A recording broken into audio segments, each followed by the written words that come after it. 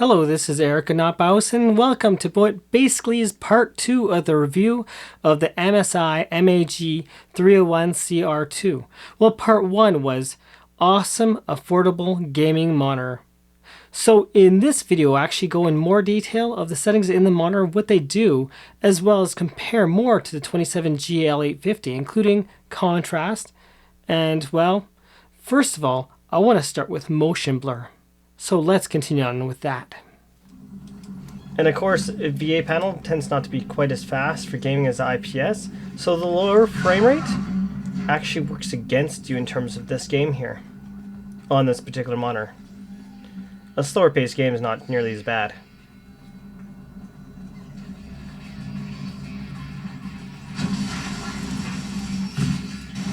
And I notice it's definitely harder to play this game at such a low frame rate because it feels very, well, jittery.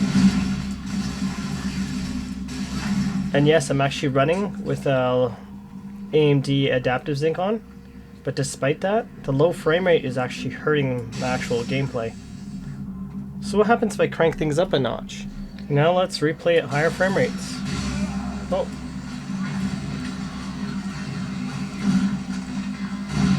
Looking around a lot smoother. Oh.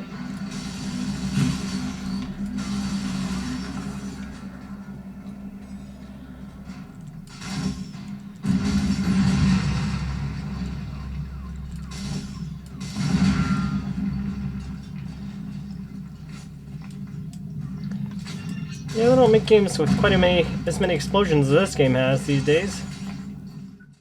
Here are two scenes side by side, 144Hz and 200Hz at fast response time. So 480 frames per second recorded in slow motion, and we see the 144Hz fast response is actually clear, so you can see the eyes better and the three lines. Now we're at faster response time, both competing, both speeds. And when paused, fastest response time at 200Hz is the clearest. You can see the eyes and the three lines better. 960 pixels per second is default, but I increased this rate to 1200 pixels per second to increase motion blur. So wasn't that kind of interesting? That 144Hz, given a certain circumstance, can actually be faster than 200Hz. Now let's continue on with grayscale and contrast. I think it's quite obvious which one is actually blacker on a black screen. That down here is a 27GL, and here of course is the MSI monitor. So you have a much blacker black versus this horrible glow. Sure, I can see the black colors still, the black tones in the LG, but you can see there's so much glow, it may appear kind of gray at times. How about for a white screen? Right now I have both the screens as white. We have the LG 27GL and the MSI screen. This definitely looks whiter white than that kind of grayish white. This is where contrast ratio between the blackest black and the whitest white makes that difference. One fault that I do see with the MSI monitor is the contrast from light to dark falls off a little too fast, giving these dark tones a little bit of a grainy look because it's too bright of a tone of black color.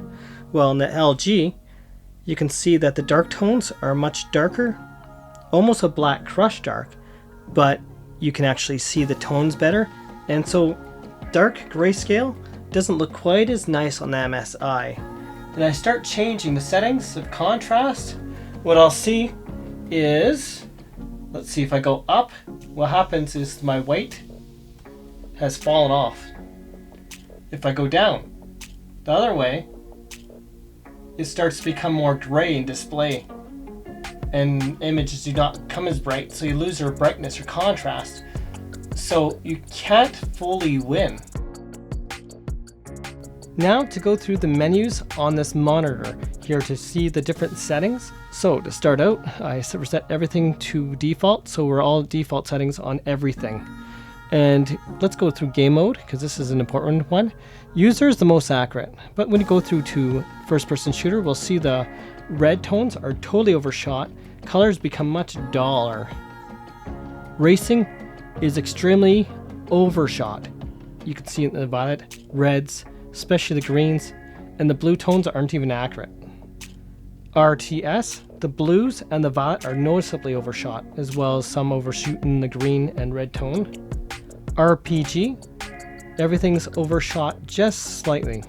Night vision, this setting is actually more so to brighten your screen. It's not very useful. As you can see, the color tones are just dying. They're losing its actual quality and overshooting. AI is based upon the images on screen. Now if I go to response time, it says fast. You can get away with fastest. It does not seem to cause any corruption in the image. It does not cause reverse ghosting, at least not noticeable, even in slow motion. Anti-motion blur, this one is one I don't recommend, as fastest gives you better image quality than having it actually on. I can't see the strobing, I can see it on camera. The strobing itself is what causes your anti-motion blur as it strobes, but it causes more doubling and tripling of images. Let's go to video part 2 and go to motion strobing timestamp. Refresh rate, that's an on-screen display. Alarm clock, screen assistant.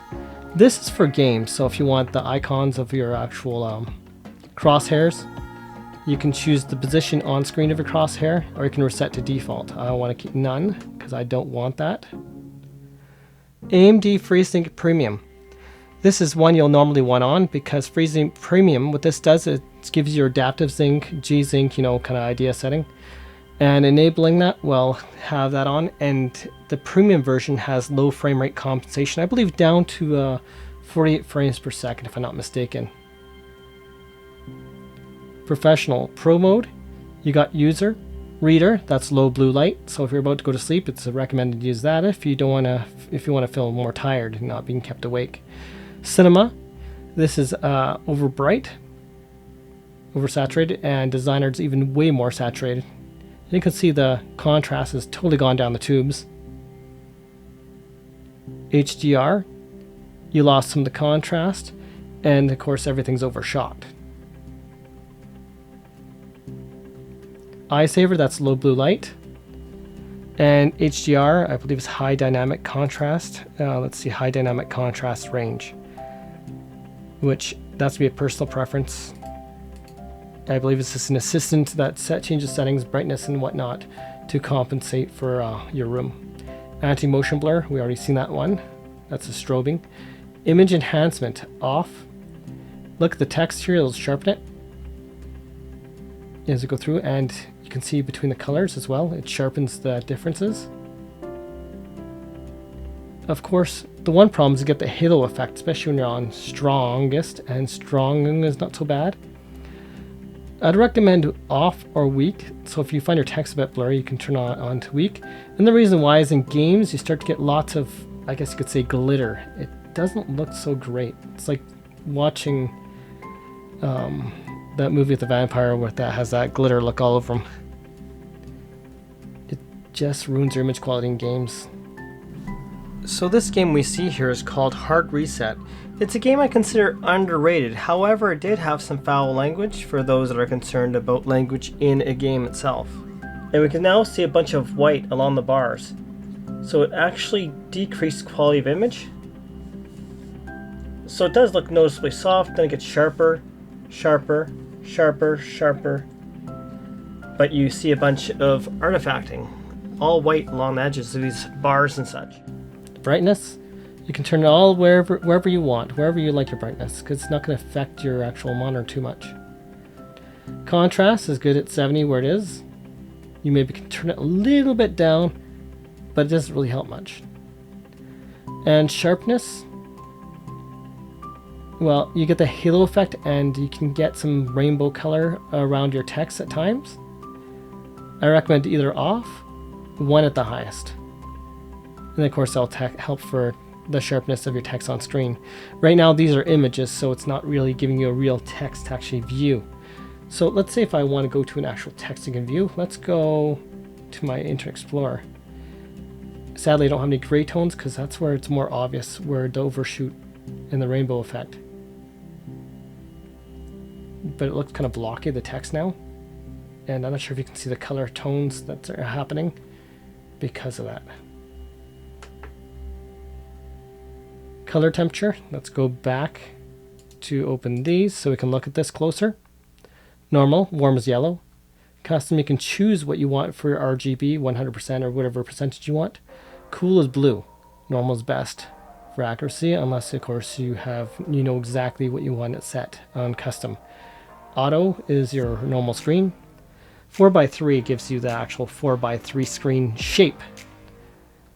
And of course that means you have black bars. 16:9 is a standard screen like 27GL850.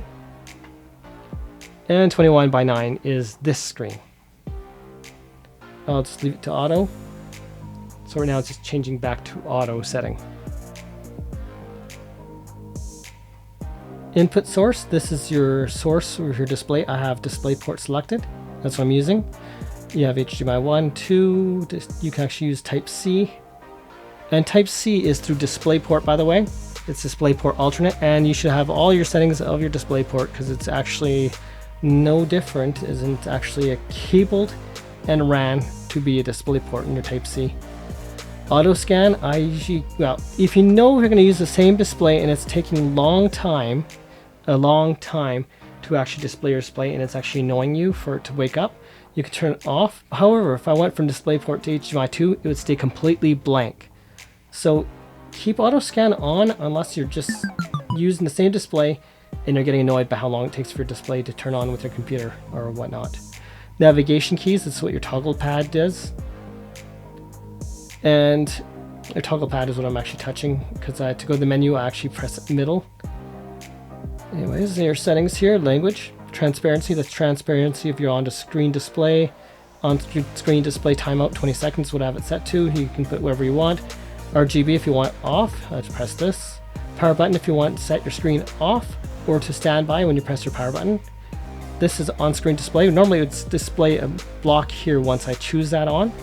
And it would basically contain all this information here on your screen. Reset, that's the reset factory defaults. Switch type, so 4-lane is if I was connecting to PC or Mac. 2-lane is if I'm connected to a cell phone for Type-C display. And that covers your menu. Now for power usage. I did test fast and fastest setting and that didn't make any difference at all in power usage that I could notice. However, just a couple of tests here. And one thing I didn't show in this test is I also tested 60 Hz. The lower your hertz, the lower the power usage, but it doesn't make much of a difference.